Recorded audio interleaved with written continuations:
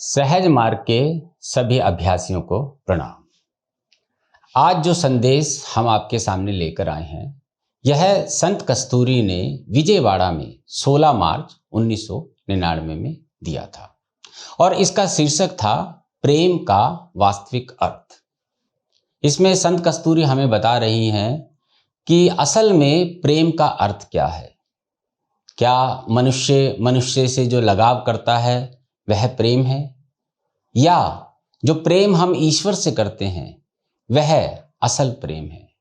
तो इस पे संत कस्तूरी ने जो संदेश विजयवाड़ा में दिया था, आज हम आपके सामने लेकर आए हैं। इसमें संत कस्तूरी जो बता रही हैं वो इस प्रकार से है। प्रेम के द्वारा हम जीवन के उच्चतम लक्ष्य को प्राप्त कर सकते हैं, किंतु प्रेम का वास्तविक अर्थ हम केवल अपनी साधना से जान सकते हैं। श्री बाबूजी महाराज ने कहा है कि सांसारिक वस्तुओं से हमारा रिश्ता लगाव कहलाता है और प्रेम केवल ईश्वर के साथ होता है। सच कहा जाए तो प्रेम और लगाव दोनों मानव समाज के लिए प्रकृति के वरदान हैं। तो यहां संत कस्तूरी बता रही है कि जो प्रेम और लगाव है, ये दोनों ही देन प्रकृति की हैं। ये मनुष्य के भीतर ही है, क्योंकि मनुष्य का मनुष्य के प्रति प्रेम या लगाव वह एक प्राकृतिक ही है, क्योंकि हम एक सामाजिक प्राणी हैं।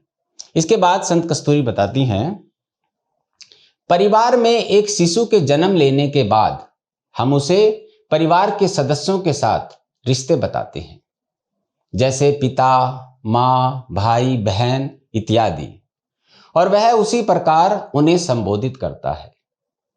दूसरों के साथ शिशु के ये रिश्ते स्वाभाविक हैं और स्वतः प्रगति करते हैं, एक अपनेपन का। उसके सारे सांसारिक व्यवहार इसी पर आधारित हैं। यह महत्वपूर्ण है कि कोई ऐसे रिश्ते को नकार सकता है, किंतु उसका हृदय ऐसा नहीं कर सकता है। यहाँ पे संत कस्तूरी बता रही हैं कि जब एक बालक किसी परिवार में जन्म लेता है तो उसकी माता ही बताती है कि यह तुम्हारे पिता हैं, यह तुम्हारे भाई हैं, यह तुम्हारे रिश्तेदार हैं, और धीरे धीरे वह स्वाभाविक रूप से ये जानने लग जाता है कि यह रिश्ता मेरा प्राकृतिक है, और हम अगर उसको नकारना भी चाहें तो हम उसे नकार नहीं सकते हैं। उसके बाद संत कस्तूरी बताती हैं, यदि कोई पुत्र अपने माता पिता से अलग रहता है, हो सकता है कि उनमें बातचीत भी ना हो, किंतु जब कोई उस पुत्र से उसके पिता का नाम पूछता है तो वह अवश्य बतलाता है और इनकार नहीं करता है। ऐसा केवल इसलिए कि वह प्राकृतिक रूप में इस रिश्ते पर टिका रहता है। क्योंकि हम भौतिक जीवन में रहते हैं, हमारा लगाव बढ़ता है, कम होता है। तो संत कस्तूरी यही कह रही हैं कि अगर कोई पुत्र अपने माता पिता से मन मुटाव के कारण दूर चले जाता है, तो भी अगर कोई उससे उसके पिता का नाम पूछे तो वह उसको नकार नहीं सकता, क्योंकि यह एक प्राकृतिक संबंध है। हम मनुष्य जीवन में हैं और हमारे माता पिता होंगे ही होंगे, तो इसको हम नकार नहीं सकते। इसके बाद संत कस्तूरी बता रही हैं, सांसारिक जीवन में लगाव परिवर्तनशील होता है। ये बड़ी ही जरूरी बात बहन जी ने बताई है कि जो लगाव होता है उसमें परिवर्तन आता रहता है।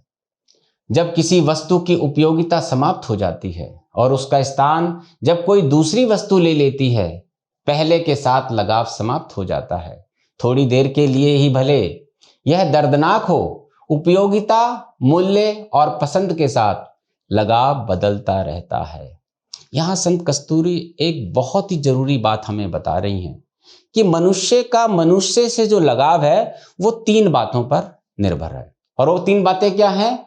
उपयोगिता, मूल्य और पसंद। यही मनुष्य का मनुष्य से लगाव का कारण है। जब हमारी दूसरे के प्रति उपयोगिता, मूल्य और पसंद, उसकी जो वैल्यू है, उसका जो इंटरेस्ट है और उसकी जो यूटिलिटी है कम हो जाती है, तो उसकी जगह पर कोई दूसरा व्यक्ति वो स्थान ले लेता है। तो इसके आगे संत कस्तूरी बता रही हैं, साधना के अभ्यास में जब हम ईश्वर को अपना साध्य बनाते हैं तो हमारा प्रेम ईश्वर के साथ होता है, ना कि साधना के साथ। ये भी बड़ी इंपॉर्टेंट बात है। हम सब ने सहज मार्ग को अपनाया है और हम सबका जो उच्चतम लक्ष्य है वह है भूमा का साक्षात्कार। तो भूमा के साक्षात्कार के लिए एक पद्धति बनाई गई है। तो संत कस्तूरी कहती हैं कि हमारा जो लक्ष्य है हमें उस पर ध्यान देना है, ना कि उसकी पद्धति से। क्या बताया है? साधना के अभ्यास में जब हम ईश्वर को अपना साध्य बनाते हैं तो हमारा प्रेम ईश्वर के साथ होता है, ना कि साधना के साथ। सहज मार्ग के अंतर्गत श्री बाबूजी महाराज ने हमें अनंत के साक्षात्कार का लक्ष्य दिया है। इसलिए हमारा लगाव ध्यान के अभ्यास के साथ नहीं होता, बल्कि ईश्वर के साथ होता है। तो जो पद्धति हमें बताई गई है, हम उस पद्धति में ही ना बंद कर उस ईश्वर से प्रेम करें जिसको प्राप्त करने के लिए हमने ये पद्धति अपनाई है। ध्यान के अभ्यास के आरंभ में ईश्वर और अनंत के बारे में जानकारी नहीं होने के कारण श्री बाबूजी महाराज हमारे हृदय में और हृदय के बाहर प्रकट होते हैं। एक साधारण व्यक्ति जब सहज मार्ग को अपनाता है तो उसे ईश्वर की पूर्ण जानकारी नहीं होती है, लेकिन साधना का अभ्यास करते करते उसे पता लगता है कि ईश्वर क्या है, बाबूजी महाराज क्या हैं। तो उसी को संत कस्तूरी बता रही हैं कि उसको प्राप्त करने के लिए बाबूजी हमारे हृदय में, हृदय के बाहर प्रकट होते हैं। मैं आपको आज एक रहस्य और बताता हूं कि जब हमें 3 प्राणाहुति प्राप्त होती हैं तो बाबूजी का सूक्ष्म शरीर हमारे हृदय में उपस्थित हो जाता है और वही मदद करता है हमारी साधना में, हमारी प्रगति में और हमें लक्ष्य तक ले जाने के लिए। तो इसके बाद संत कस्तूरी कहती हैं, धीरे धीरे जब हमारी प्रगति हुई कि ईश्वर जो हमें लक्ष्य दिया गया है हमारे हृदय में ही छिपा हुआ है, एक सत्य हो जाता है। इस सूक्ष्म अनुभव के बाद हमारी अंतर्दृष्टि भीतर से किसी और दिशा में नहीं जाती। जब मुझे यह दशा मिली, मैं अपना भौतिक रूप तथा बाहर की वस्तुएं भूल गई। यद्यपि उस समय मैं भूलने की स्थिति का अर्थ नहीं समझती थी। संत कस्तूरी बता रही हैं कि जब मैंने साधना आरंभ की थी तो मुझे यह पता नहीं था कि ईश्वर मेरे भीतर ही है, लेकिन जब मैंने साधना की और मुझे यह विश्वास हो गया कि ईश्वर मेरे भीतर ही है और वही एक सत्य है, तो उसके बाद संत कस्तूरी कह रही हैं, इस सूक्ष्म अनुभव के बाद हमारी अंतर्दृष्टि भीतर से किसी और दिशा में नहीं जाती। जब आपको ये पूर्णता विश्वास हो जाता है कि बाबूजी महाराज ही हमारे हृदय में उपस्थित हैं, तो फिर आपका ध्यान इधर उधर भौतिक वस्तुओं में नहीं भटकता है। उसके बाद संत कस्तूरी कहती हैं, आज श्री बाबूजी महाराज के आशीर्वाद से मैं अपनी आध्यात्मिक दशाओं का वर्णन करने में अपने को समर्थ पा रही हूँ। ये संत कस्तूरी ने इसलिए लिखा है क्योंकि बाबूजी ने बहन जी की दिव्य चेतना को जागृत किया था, जिससे कि वह सारी दशाओं को बता सके और आने वाले हमारे जैसे अभ्यासी उन दशाओं से प्रेरित होकर बाबूजी की साधना पद्धति का पालन करें। जब मैंने श्री बाबूजी महाराज को अपने भूलने की स्थिति की दशा के बारे में लिखा, उन्होंने मुझे उत्तर में लिखा, श्री लालाजी साहब के परोपकार के लिए मैं उन्हें धन्यवाद देता हूं कि तुम्हारे हृदय में प्रेम का अनुभव होने लगा है। तो ये वो चीज है जो बहन जी बताना चाहती है, प्रेम का वास्तविक अर्थ। जब साधना के माध्यम से हम आगे बढ़ते जाते हैं, भूली हुई अवस्था हमारे अंदर जागृत होती जाती है, तब ईश्वर के प्रति हमारा स्वाभाविक प्रेम जागृत होने लगता है। बाद में जब मैंने उन्हें लिखा कि अपने हृदय में ईश्वर के अतिरिक्त मैं किसी और को नहीं पाती हूं, तो उत्तर में उन्होंने लिखा कि मेरे हृदय में प्रेम की सुगंध फैल रही है, अर्थात ईश्वर के लिए प्रेम बढ़ रहा है। उसके बाद प्रेम के वास्तविक अर्थ को मैं समझी और उपयोग कर सकी। यह मेरे हृदय में केवल खुशी बनकर नहीं आया, बल्कि यह मेरे जीवन का लक्ष्य बन गया। तो बाबूजी यहाँ पे बता रहे हैं कि जब प्रेम हमारे हृदय में फैलने लगता है तो वह हमारा जो लक्ष्य है हमें पता लग जाता है। और संत कस्तूरी कह रही है कि मेरे को केवल खुशी ही नहीं हुई, बल्कि फिर तो मेरा लक्ष्य बन गया कि उस ईश्वर का मैंने साक्षात्कार करना है, और यही असल प्रेम है। उसके बाद संत कस्तूरी बताती हैं, जब आपको प्रेम की यह दशा प्राप्त हो जाती है तो अहम का अनुभव ईश्वर में लय हो जाता है और आपको वास्तविक अनुभव होने लगता है कि मानव जीवन का उच्चतम लक्ष्य ईश्वर साक्षात्कार है। प्रेम के इस उच्चतम लक्ष्य को मैंने अपनी पुस्तकों में परिभाषित किया है कि परम लक्ष्य को जोड़ देने से प्रेम बन जाता है। ऐसा अनुभव तब होता है जब हृदय में ईश्वर के लिए तीव्र प्रेम उमड़ता है।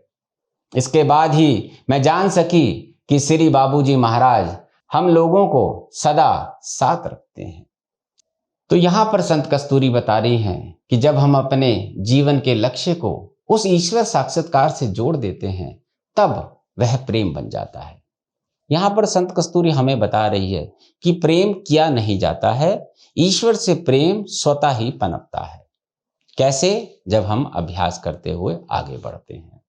उसके बाद लिखती हैं, उसके बाद मुझे दूसरा अनुभव यह हुआ कि जब भी मैं ईश्वर का नाम लेती थी मैं श्री बाबूजी महाराज को अपने सामने पाती थी और हृदय में प्राण आहुति मिलती रहती थी तथा सभी अनचाही वस्तुएं तथा बाधाएं घुल जाती थी। अब ये वो परिस्थिति आ गई जब हम सतत स्मरण में रहना आरंभ करते हैं और जब भी हम ये अनुभव करते हैं कि मैं ईश्वर को याद कर रही हूं तो बाबूजी के द्वारा प्राण आहुति मुझे निरंतर मिलना आरंभ हो जाती थी, क्योंकि हम सतत स्मरण में रहते हैं और जैसे ही बाबूजी का ख्याल करते हैं तो प्राण आहुति का प्रभाव स्वतः ही हमारे भीतर आने लग जाता है।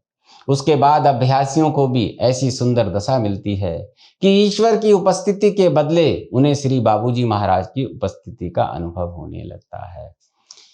इस पंक्ति पर आप ध्यान दीजिए, बहन जी क्या बताना चाहती हैं। जब आप ईश्वर की उपस्थिति के बदले उन्हें श्री बाबूजी महाराज की उपस्थिति का अनुभव होने लगता है। ऐसा क्यों लिखा गया? क्योंकि सृष्टि का निर्माण हुआ है भूमा के शोभ से। भूमा के शोभ के बाद ही ईश्वर आया है। ईश्वरीय क्षेत्र से जो शक्ति प्राप्त हुई उससे इस पूरे ब्रह्मांड की रचना हुई है। तो जब मुझे ईश्वर का ध्यान आता है तो बाबूजी भूमा की शक्ति लेकर अवतरित हुए हैं तो मेरा ध्यान जो है सीधा बाबूजी की ओर चले जाता है। तो क्या कहा कि ईश्वर की उपस्थिति के बदले बाबूजी की उपस्थिति का मुझे अनुभव होता है। तो यहां पे साबित होता है कि बाबूजी भूमा की शक्ति लेकर इस सृष्टि पर अवतरित हुए हैं। वे हृदय में इसलिए उपस्थित होते हैं। अब ये बहन जी बताना चाहते हैं बाबूजी हमारे हृदय में सूक्ष्म रूप में उपस्थित हैं और उनका मकसद क्या है? उनका मकसद है कि अभ्यासियों को उच्चतम लक्ष्य प्राप्त करने के लिए तैयार किया जाए। अब उच्चतम लक्ष्य क्या है सहज मार्ग का? सहज मार्ग का उच्चतम लक्ष्य है भूमा का साक्षात्कार। बाबूजी से पहले हर व्यक्ति का जो लक्ष्य होता था वह होता था ईश्वर साक्षात्कार, क्योंकि 16 वृत्तियों तक ही ऋषियों को जानकारी थी। बाबूजी ने आकर हमें बताया कि भूमा का साक्षात्कार करना है। प्रेम की परिपक्व दशा तब आरंभ होती है जब चारों ओर प्रेम के प्रवाह के साथ हमारा हृदय बोल उठता है, कब, कहां और कैसे वे हमें ले जाएंगे। अब प्रेम का भी एक दूसरा रूप बहन जी ने बताया, परिपक्व दशा। जब प्रेम बढ़ता जाता है और रिफाइन होता है और रिफाइन होता है तो क्या होता है? तो हमारे अंदर एक तड़प और बेचैनी बनती है और बेचैनी में 3 शब्द हमारे सामने आते हैं, कब, कहां और कैसे वे हमें ले जाएंगे। हम सब अभ्यासियों को पता है कि हमारा उच्चतम लक्ष्य भूमा साक्षात्कार है, किंतु हम भूमा को नहीं जानते और कब हम वहां पहुंचेंगे ये भी नहीं पता और कैसे बाबूजी ले जाएंगे ये भी नहीं पता। तो वो तड़प हमारे अंदर बनने लगती है। तो इसलिए संत कस्तूरी लिखती हैं, कब, कहां और कैसे वे हमें ले जाएंगे। इस दशा को प्राप्त करने के बाद मेरी दशा ऐसी हो गई थी कि श्री बाबूजी महाराज से कितनी बार सिटिंग लेने के बाद और ध्यान करने के बाद भी मुझे संतोष नहीं होता था। जब तक आप भूमा का साक्षात्कार नहीं कर लेते हैं आपके अंदर तृप्ति की दशा नहीं आती और तड़प बनी रहती है। यहाँ संत कस्तूरी कहती हैं फिर आप कितनी भी पूजा करें, कितनी भी सिटिंग करें, लेकिन वो तड़प समाप्त नहीं होती है। तो इसके बाद संत कस्तूरी ने बाबूजी महाराज को पत्र लिखा और बाबूजी ने क्या जवाब दिया? जब मैंने उन्हें अपनी दशा के बारे में लिखा तो उनका उत्तर था, तुम अध्यात्म से भरे हजारों समंदर पी जाओ किंतु तुम्हारे हृदय की प्यास नहीं बुझेगी और हृदय चिल्लाता रहेगा, और लाओ और लाओ। देखिए कितनी उच्च स्थिति है ये, कैसी अनोखी दशा है कि आध्यात्मिकता के आप समुंदर पी जाएं, हजारों समुंदर पी जाएं, तब भी आपको वो तृप्ति नहीं होगी। क्यों? क्योंकि आपका लक्ष्य भूमा साक्षात्कार है। उसके बाद संत कस्तूरी कहती हैं यह आनंद की दशा है। तो मतलब जो प्रेम है वो आपका परिवर्तित होकर आनंद में हो गया। तो यह आनंद की दशा है जो प्रेम की वास्तविक दशा है। जो प्रेम का जो लक्ष्य है जो हमें पहुंचाएगा वो कहां पहुंचाएगा? आनंद तक। तो पहले प्रेम पनपेगा और उसके बाद आनंद की स्थिति आएगी। जब यह प्रेम स्थिर हो जाता है, मतलब हमें विश्वास हो जाता है और ये प्रेम हर क्षण हमारे भीतर मौजूद रहता है और इसका फैलाव हो जाता है, तब शरीर का कण कण कहने लगता है ईश्वर के साक्षात्कार के लिए और तेजी से बढ़ो और तेजी से बढ़ो। अब ये तड़प और बढ़ने लगी। तड़प इतनी बढ़ गई कि हमसे रुका नहीं जा रहा है। हम बेचैन हैं कि बाबूजी महाराज हमें जल्द से जल्द अपना साक्षात्कार दीजिए। तो यहाँ पे ये संत कस्तूरी कह रही हैं तेजी से बढ़ो और तेजी से बढ़ो।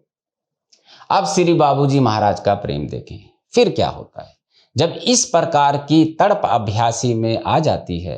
फिर बाबूजी क्या करते हैं? उसके बाद जब आप इस दशा को प्राप्त कर लेते हैं, वे तुरंत आपको अपने में लय करने के लिए आ जाते हैं। यह है वह दशा है जहां पर हमें पहुंचना है। जब हम तैयार हो जाते हैं और बाबूजी को विश्वास हो जाता है कि एक अभ्यासी मेरे मिलन के लिए तड़प रहा है, तब बाबूजी हमारे सामने आते हैं और अपने आप में हमें लय करने लगते हैं। वे मुझे लिखा करते थे कि मेरी लय अवस्था प्रगति कर रही है। संक्षेप में मैंने केवल इस सत्य को पाया है कि वे हमें अनंत तक ले जाने की इच्छा रखते हैं। ये बहन जी ने यहां क्यों लिखा?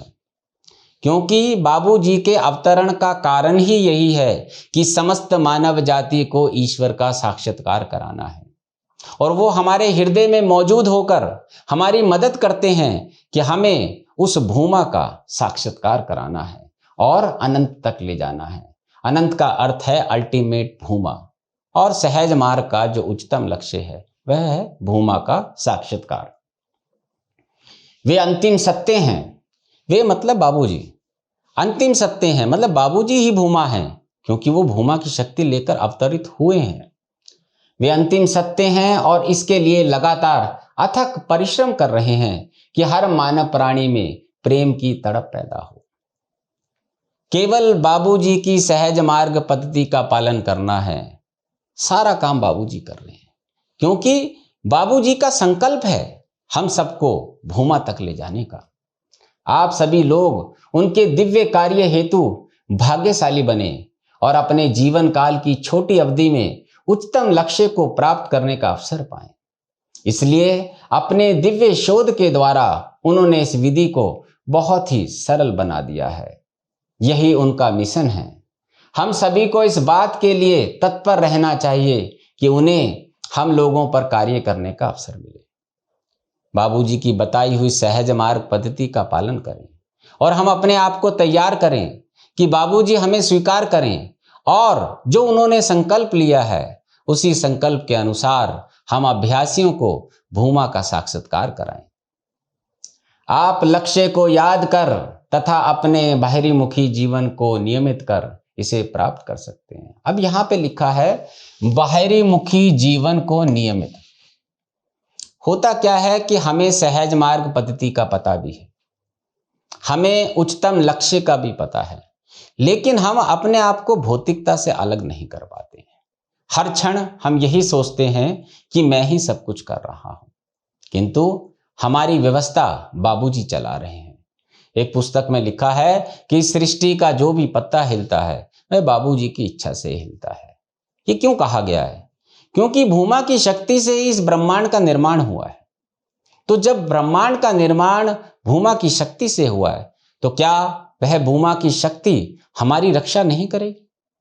तो यहां पे संत कस्तूरी कहते हैं कि आप नियमित करें, जितनी आपकी जरूरत है आप उन कर्मों को नियमित रूप से करें, ना कि उनके पीछे भागें, क्योंकि इस सृष्टि में सब कुछ लगाव है, वो प्रेम नहीं है। हमारा वस्तुओं के प्रति लगाव, हमारा लोगों के प्रति लगाव, वह परिस्थिति के अनुसार, मूल्य के अनुसार बदलता रहता है। लेकिन एक बार हमारे अंदर ईश्वर का प्रेम आ जाए तो फिर हमें भूमा के साक्षात्कार से कोई रोक नहीं सकता है। उसके बाद लिखते हैं, आप निष्ठापूर्वक ध्यान करें और अपने भीतर दिव्य प्राण आहुति में डूबकर अडिग विश्वास और भरोसा रखें कि श्री बाबूजी महाराज द्वारा साक्षात्कार का आशीर्वाद आपको अवश्य मिलेगा। अंत में दिव्य प्रेम के बारे में श्री बाबूजी महाराज की ये पंक्तियां आपके सामने रख रही हूं। प्रेम का अर्थ शब्दों में वर्णन नहीं किया जा सकता। यह एक वास्तविकता है जिसकी व्याख्या नहीं की जा सकती। तो यहां पर संत कस्तूरी हमें बताना चाहती है, आपने सहज मार्ग पद्धति को अपनाया है तो आप ये विश्वास रखें कि बाबूजी आपको ले जाएंगे। संत कस्तूरी ने यह भी कहा है कि संशय, जो डाउट होता है, वह हमारी यात्रा की सबसे बड़ी रुकावट है। आप केवल सहज मार्ग पद्धति का पालन कीजिए, बाबूजी पे पूर्ण विश्वास रखिए और बाबूजी आपको आपके लक्ष्य तक ले जाएं। तो अब यह आप जान गए होंगे कि लगाव और प्रेम में क्या भेद है। इस ब्रह्मांड में जो कुछ भी हमारे सामने है, चाहे वह वस्तु के रूप में है, चाहे मनुष्य के रूप में है, चाहे पशु के रूप में है या पक्षी के रूप में, उससे हमें प्रेम नहीं हो सकता। वह हमारा लगाव होता है जो परिस्थिति और हमारे मूल्यों के हिसाब से बदलता रहता है। हमारी पसंदगी और नापसंदगी से ही हमारा लगाव चलता रहता है। अगर परिस्थिति बदलती है तो वही व्यक्ति जिससे हम बहुत लगाव करते हैं वह बदल जाता है, किंतु ईश्वरीय ऐसी शक्ति है जिससे हमें प्रेम होता है। तो यहाँ पर संत कस्तूरी ने हमें बताया कि प्रेम का वास्तविक अर्थ है ईश्वर से प्रेम, और मनुष्य से, मनुष्य का जो प्रेम है वह प्रेम नहीं, लगाव है जो परिस्थितियों के हिसाब से बदलता रहता है।